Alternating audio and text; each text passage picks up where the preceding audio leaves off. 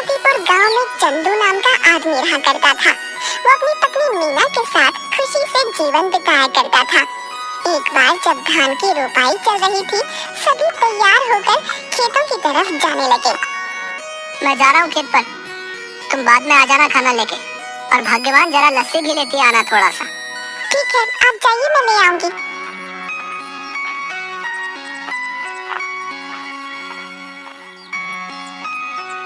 चंदू खेत में पहुंचता है। थोड़ी देर काम करता है, तभी खेतों की मेड़ों पर दो आदमी चल रहे होते हैं। उनमें से एक आदमी छाता लेकर चल रहा होता है।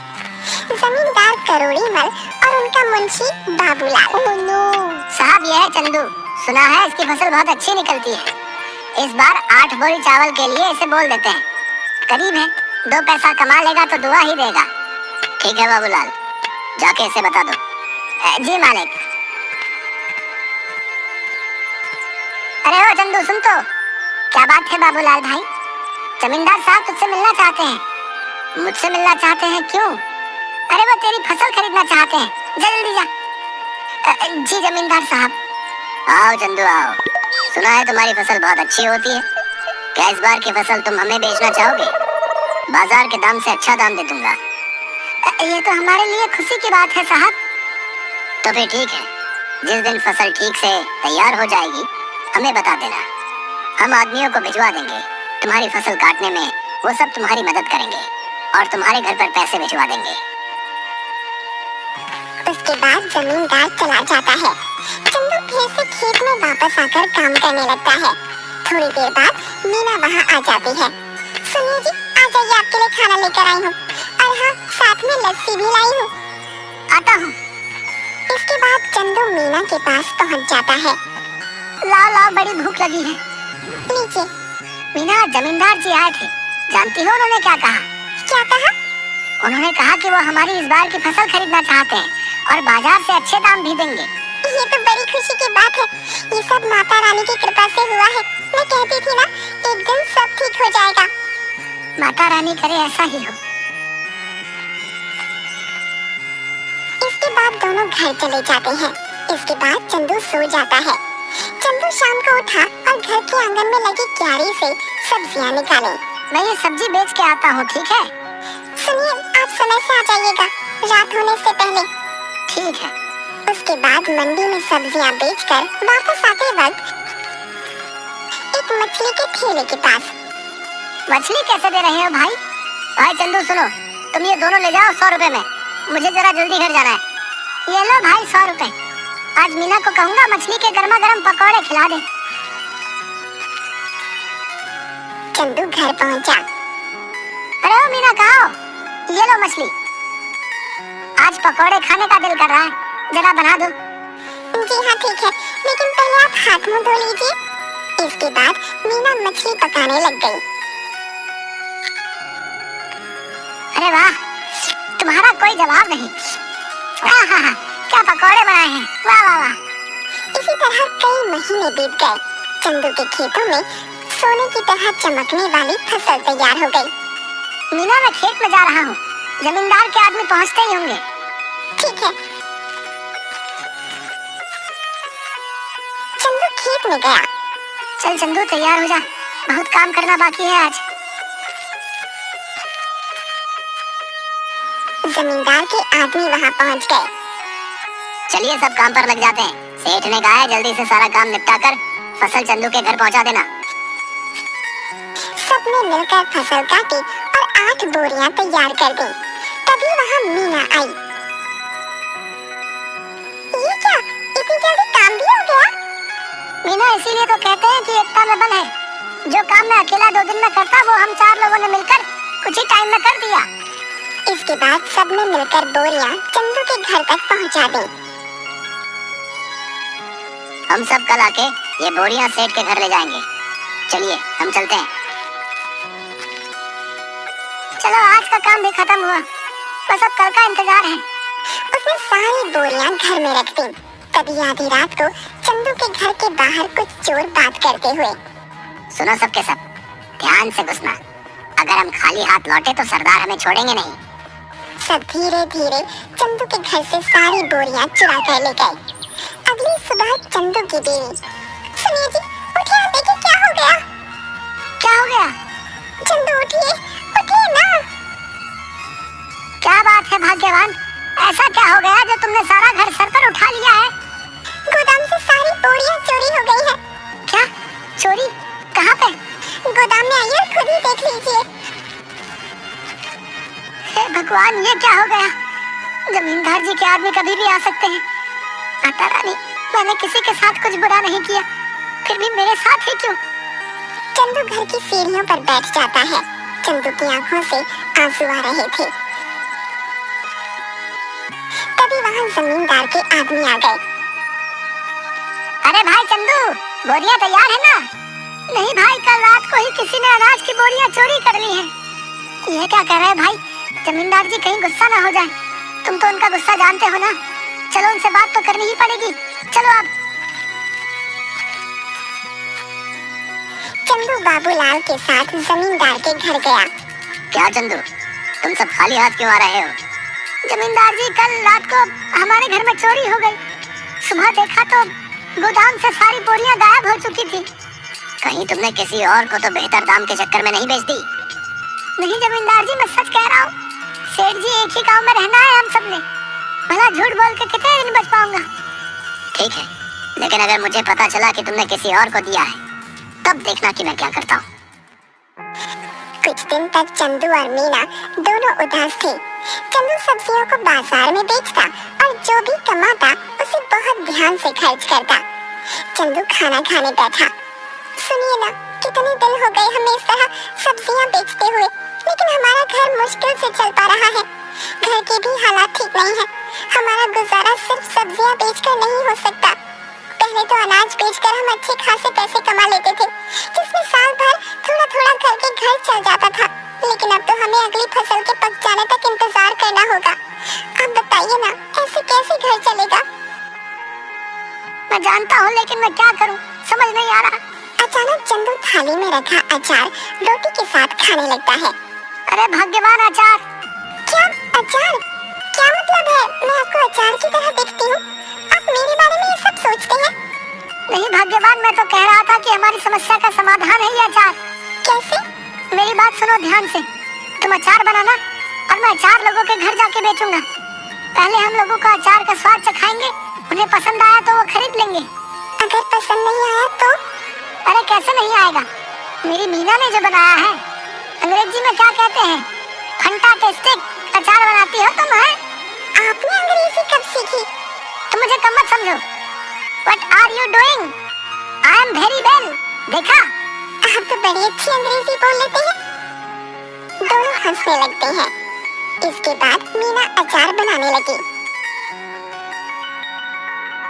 और मीना ने अचार डिब्बों में पैक कर दिया और चंदू चल पड़ा साइकिल लेके।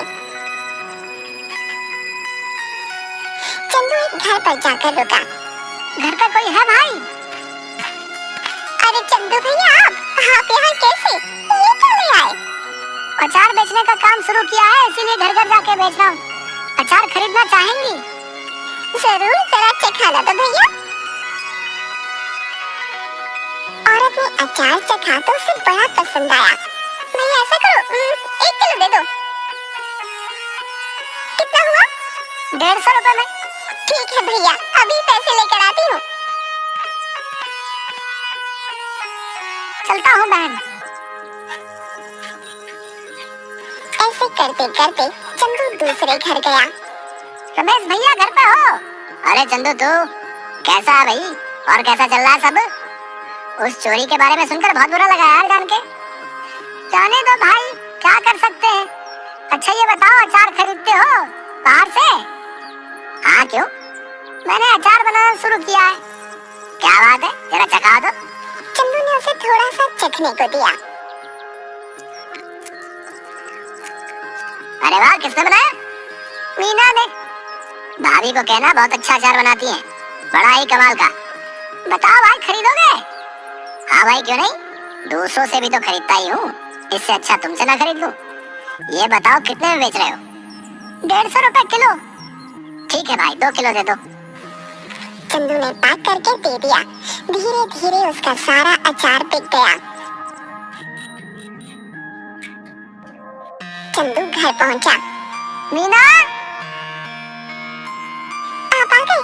कैसा गया आज का दिन? किसी ने खरीदा कुछ अचार? कुछ तो नहीं खरीदा किसी ने। मैंने कहा था ना, मेरा अचार इतना भी खास नहीं है। आपका विचार ही गलत था इसे बेचने का। पूरी बात तो सुन लो, लोगों ने कुछ नहीं सब कुछ खरीद लिया। देखो जाकर टोकरी में। मीना टोकरी के पास गई। उसने देखा कि टोकरी तो खाली है, यानी कि सारा का सारा अचार बिक गया। मीना बहुत खुश हुई। अब बस तुम ऐसे ही बनाते रहो और मैं घर घर जाकर बेचता रहूंगा। मैं कहती हूँ ना, आप ऐसा करिए, पास के गांव में भी बेचना शुरू करिए। क्या पता वहाँ के लोगों को थोड़ा बहुत पसंद आ जाए। अब हम जितनी जगह जाकर बेचेंगे उतना ही तो हमारा फायदा होगा ना। कल से आप थोड़ा और अधिक अचार लेकर जाना और दूर दूर के गांव तक भी जाना। ठीक कहा तुमने, मैं ऐसा ही करूंगा। कल से तुम ज्यादा से ज्यादा अचार बनाना शुरू करना। आप एक हफ्ते रुक जाइए, एक हफ्ते में बहुत सारा अचार बनाकर तैयार कर दूंगी। उसके बाद आप बेचना शुरू कर देना, क्योंकि अचार पकने में भी तो समय लगता है ना। ठीक है, तब तक मैं सब्जियां बेच दिया करूंगा। इससे हमारा घर भी चलेगा और हमें नुकसान भी नहीं होगा। इसके बाद मीना अचार बनाना शुरू कर देती है और कुछ दिनों तक चंदू बाजार में सब्जियां बेचता है। कुछ दिनों में अचार तैयार हो जाता है और चंदू भी बेचना शुरू कर देता है। इस बार चंदू दूर के गांव में जाता है और अचार बेचना शुरू कर देता है। अब धीरे धीरे करके मीना का बनाया हुआ अचार सभी जगह लोकप्रिय हो जाता है। इसके बाद चंदू एक दुकान भी खोल लेता है। अब जो भी ग्राहक आता उसकी दुकान पर ही जाता। एक दिन वहाँ से गुजरते हुए जमींदार जी की नजर चंदू की दुकान पर पड़ी। क्या बात है चंदू, तुम्हारी तो दुकान चल पड़ी।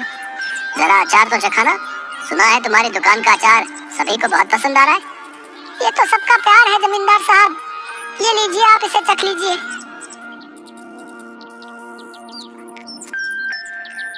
ये तो बड़ा स्वादिष्ट है। ऐसा करो, हमारे घर पर 60 किलो अचार पहुंचा देना। हमारे यहाँ बहुत बड़ा भंडारा है। एक हफ्ते में हम तुम्हारे घर पर कुछ लोगों को भेज देंगे रात को, इसलिए तुम सारा सामान तैयार रखना। जी जमींदार साहब।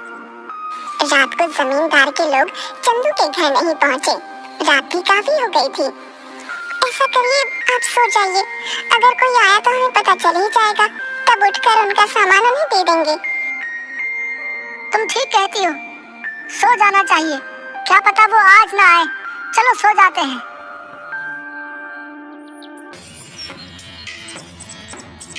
अगले दिन जब चंदू और मीना उठे तो घर में फिर से चोरी हो चुकी थी।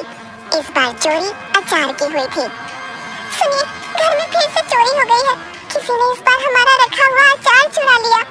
चंदू उठा और जाकर अचार जहाँ रखा था वहाँ देखने लगा। मैं जमींदार साहब को बता कर आता हूँ। उन्हें कहीं और से पता चलेगा तो कहीं वो गुस्सा ना हो जाए। ठीक है, आप संभाल लेना सब कुछ इस बार।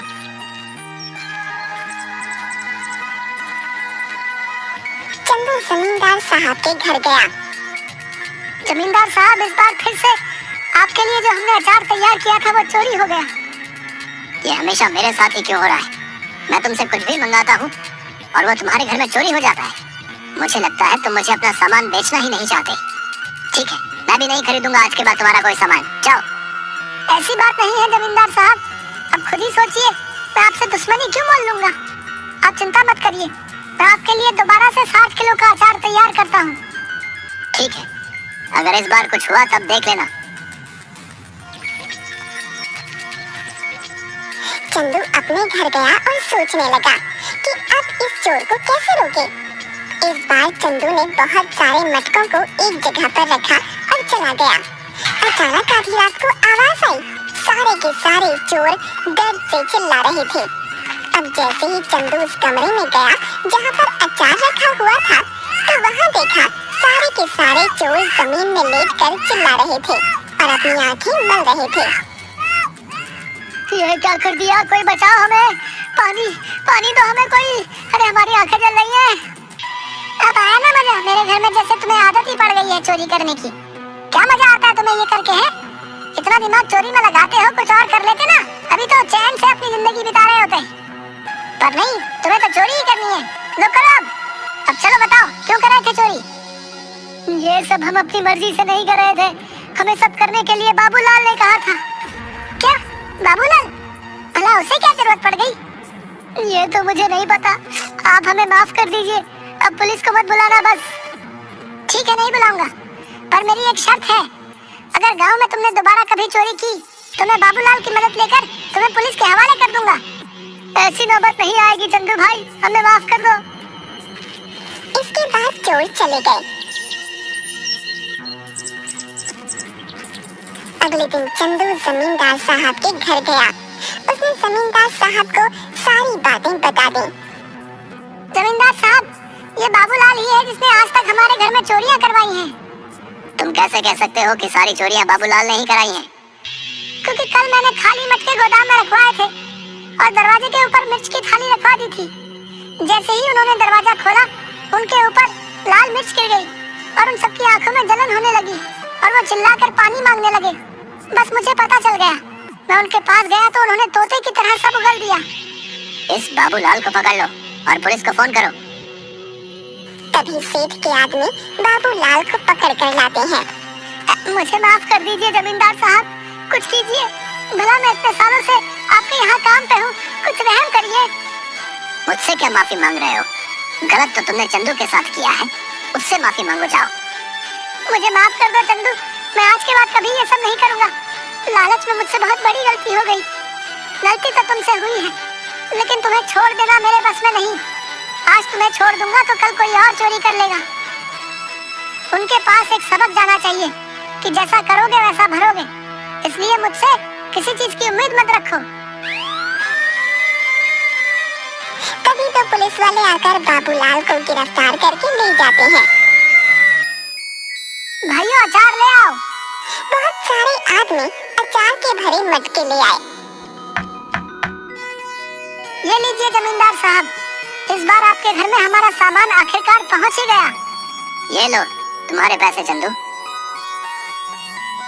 तुम सच में ईमानदार और मेहनती किसान हो, हमें तुम पर नाज है। आपका बहुत शुक्रिया सेठ जी। चलिए अब मैं चलता हूँ। इसके बाद चंदू अपने घर लौट गया और इसके बाद से चंदू के घर में कभी कोई चोरी नहीं हुई और चंदू का काम बहुत अच्छे से चलने लगा।